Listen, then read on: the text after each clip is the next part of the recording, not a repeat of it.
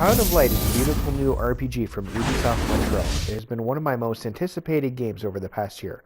It uses the Ubisoft Framework engine, the same one used for the latest entries in the Rayman series, and has helped to create a beautiful new world that everyone should start exploring.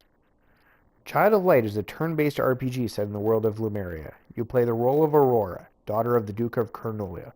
You are sick and thought dead, but during this lull you are transported to the world of Lumeria.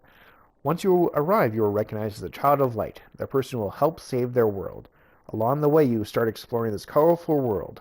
You will encounter several new friends who will join you and aid you on your adventure. The story is a very personal one, and it has been written in iambic pentameter, or poem. Everything rhymes and has been written with reason, crafting a beautiful story that you could miss if you don't take time to read the dialogue or pay attention to the story. Like most RPGs, it starts small, but it eventually grows exponentially, and you are responsible for saving the entire world. I won't get into specific details as to not spoil anything, since it is something that you have to experience. As I said before, the game is a turn-based RPG, and as all great RPGs do, this one has a great battle system.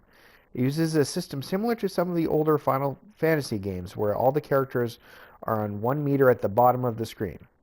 When your characters reach the cast part of the meter, you can choose what action you would like to take place, whether it's attacking, defending, using potions, or switching your character.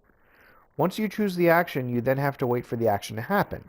When you reach the end of the meter, your chosen action takes place. Your enemies are also on the same bars, so you can see well in advance when it's their turn to cast. If you attack your enemy after they have chosen their action, but before they have taken the action itself, it interrupts their turn, putting them back further on the meter. However, the enemies can also do the same to you, interrupting your attacks and putting you back on the meter. The system is really simple yet very deep, and anyone can enjoy it. It all comes down to timing and being prepared for what your enemy will do and what you are ready to do. You also have control of Igniculus, a blue orb which can help you in battle and on the map. During a battle, you can put him over your enemies and use his powers to slow down their progress on the attack bar. Or you can use his power on your characters to help you get your health back.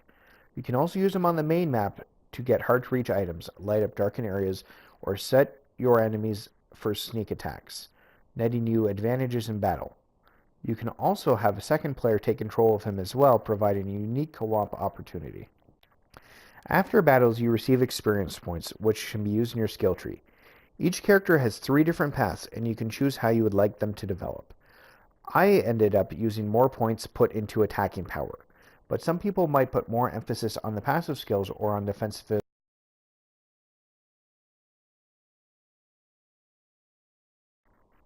The game is just over 12 hours long, which may seem short for an RPG, but I think it's just right. There's nothing wasted in the story, no beats missed. I find that games with huge stories that go on for 60 hours are the ones I don't tend to complete. I hope this trend continues in future releases because I think it makes it a little more friendly to the average gamer. And a 12 to 20 hour long RPG that is great is better than a 100-hour long RPG that is average. The art in the game is gorgeous, and it looks just like a watercolor painting. With them using the framework engine from the Rayman series, they are able to hand draw the characters and place them directly in the game. This gives the game a sharp visual look that you'll not be able to find in any other RPG. Every character has its own distinct art style and perfectly matches the world. From the battles to the world, there isn't a single thing wasted or out of place. When you first load up the game, you hear the musical score, and you know you are in for something special. The main score of the game sounds like they brought in an orchestra to play the music for you. It matches the story very well and helps immerse you in this special world even more. All of the sounds come together to give you a great gaming experience. The game has 20 trophies, 1 silver and the rest are bronze. You should get most of the trophies in your first playthrough, and it doesn't take long to get the ones you missed for getting 100% completion.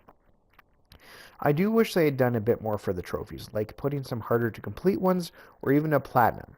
And I would definitely have played a New Game Plus if it meant working towards the platinum trophy along with some extra content in the game. Ubisoft Montreal created a winner with Child of Light. I'm very impressed with them taking a huge chance on this game as it is not the norm. Some publishers would have not even let it get off the ground. This is why we need to support it and show publishers that they should be willing to take chances on games like these in the future. This is a special game that only comes around every once in a while. It's only $15 and it's worth every penny. No matter what system you own, you must make this a priority to play.